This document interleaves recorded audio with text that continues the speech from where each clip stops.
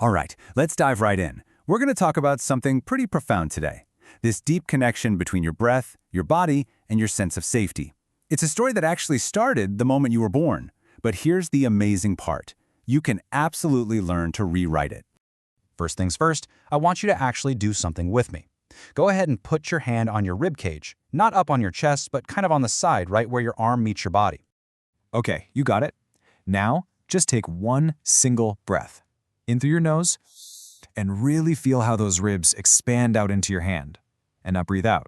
Feel them contract back in. That movement you're feeling, that's your diaphragm, and it is so much more important than you think. Yeah, most of us think of the diaphragm as just a muscle for breathing, but that's only half the story. It's actually a powerful regulatory organ, sitting right at the heart of how you experience, well, everything. So here's the key idea. Your diaphragm is like this physical intersection, a crossroads for the different branches of your nervous system. We're talking about the very circuits that make the call on whether you feel safe and connected or threatened and ready to shut down. To really get how that works, we need to look at the wiring diagram. And that brings us to the work of a neuroscientist named Stephen Porges and his polyvagal theory. It's a game changer. He discovered that we don't just have one or two survival responses. We have three totally distinct circuits. This right here, this is basically our evolutionary playbook for survival. At the top, you have the newest circuit, the ventral vagal. That's our safe and social mode. Below that is the older one, the sympathetic circuit, which you probably know as fight or flight. And then at the very bottom is the most ancient one, the dorsal vagal, our freeze and shutdown response. And these circuits operate in a strict hierarchy, just like a ladder. Our body always wants to hang out at the top, in that safe and social state. But if it detects a threat, it doesn't just react randomly. It predictably climbs down the ladder. First to mobilize, and if that doesn't work, it drops all the way down to freeze. So the big question is, what keeps us at the top of that ladder? Well, the mechanism is called the vagal brake, and it's pretty much what it sounds like. Think of it like the braking system for your nervous system. It's a function of your vagus nerve, and it works primarily through, you guessed it, your diaphragm, to keep your whole system gently parked in that calm, connected state. And you can literally feel the difference. When that vagal brake is on, your breathing is slow and deep. You feel safe, connected, and ready to explore. But when that brake comes off, your breathing gets shallow and fast. Your body drops down the ladder, and your entire focus shifts from exploration to survival. So, if this vagal brake is so important, how did it get calibrated in the first place? Well, to find the answer, we have to go all the way back to the very beginning. And here is the critical, mind-blowing piece of the puzzle. A baby's vagal brake isn't working at birth. The wiring isn't finished. A newborn literally cannot regulate its own nervous system. So it does something amazing. It completely outsources the job to its caregiver. And just to be clear, this is not a metaphor. This is physiology. The caregiver's regulated nervous system becomes the actual physical container, the boundary that protects the infant's developing system from the overwhelming chaos of the world. And this all happens through real physical channels. When a mother holds her baby, her own slow, rhythmic breathing moves the infant's body, literally teaching its diaphragm what calm feels like. That sing-song voice we all instinctively use, that's sending signals of safety directly to their auditory system. Her heart rate, her warmth, her simple presence, this is co-regulation in action.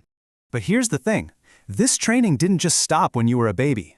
Every close relationship, every stressful job, every person whose presence either calmed you down or put you on edge has layered its own training right on top of that initial programming. Your system has been learning and adapting ever since. So, what can we actually do with this knowledge?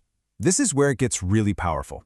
Because it turns out three completely different scientific fields, psychology, neuroscience, and even computational theory, all point to the exact same mechanism for retraining our systems. So you have the psychologist Winnicott, who called it the holding environment where we learn that we're safe. Then you have the neuroscientist Porges, who identified it as the training ground for the vagal brake. And then you have the computational theorist Carl Friston, who described it as the process that teaches our brain what sensory info is important and what's just noise. Three different languages, all pointing to the same deep reality. Which brings us to this crucial point. When someone tells you to take a deep breath when you're upset, they are not just giving you some folk wisdom. You are consciously and intentionally recreating the physiological state of being held by a regulated nervous system. You are doing for yourself what a caregiver's body once did for you automatically. And this explains so much, doesn't it? It explains why for some people this practice feels easy and natural, and for others it feels incredibly difficult. If your history is full of that co-regulation, deep breathing is just reinforcing a well-worn path. But if your history was a little rougher, you're not just breathing, you're working against years of accumulated training. It is not a failure of willpower, it is a matter of your developmental history. So this reframes the whole practice. It's not just a simple stress management technique anymore. It becomes a powerful act of developmental repair. You're not just calming down, you're building your own internal holding environment, your own blanket of safety. And here's a simple way to do it. Place one hand on your belly, one on your side ribs. Breathe in slowly through your nose for a count of 4, feeling your belly expand first. A gentle pause at the top. And then breathe out slowly through your mouth for a count of 6. That longer exhale is the key. That's what actively engages the vagal brake. And you don't need to do this for an hour, just 2 minutes. That's it. 2 minutes is enough to measurably shift your autonomic state. Your heart rate will change, and your physiology will actually begin to shift back toward that safe, connected place. Now here's the deeper layer of the practice. While you're breathing, just notice what your mind, your brain's prediction engine, wants to do. Does it want to jump up and check your phone? Does it start to worry about tomorrow? Those are the impulses of a system that was trained for mobilization or shutdown. Your breath is holding you in a space where neither one is necessary. This is the work. You are using your diaphragm to engage a circuit that has been shaped by every relationship and every environment you've ever been in. This is the holding environment, being consciously and deliberately rebuilt from the inside out. So let's end with this question. Your nervous system has been shaped and held by many, many people and environments throughout your life. The question now is, knowing what you know, how will you choose to hold yourself?